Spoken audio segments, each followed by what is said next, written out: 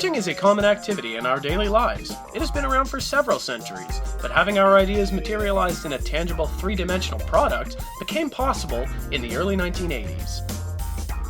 Since then, countless shapes and types of products have been produced, from simple pieces that fit in our hands to prototype cars and aircrafts. Now it is fairly common to find desktop 3D printers not only in labs and the industry, but also as a personal item for our own projects. It was less than 10 years after, in the late 90s, that 3D printing found its path into the first medical applications.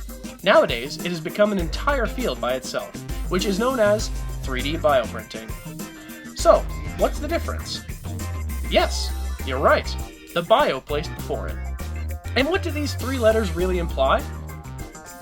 Well, first, in 3D bioprinting, a special type of ink is used, the Bioink. This can be composed of a variety of substances, but it will definitively include at least living cells, biomaterials, and diverse additives such as proteins and nanoparticles.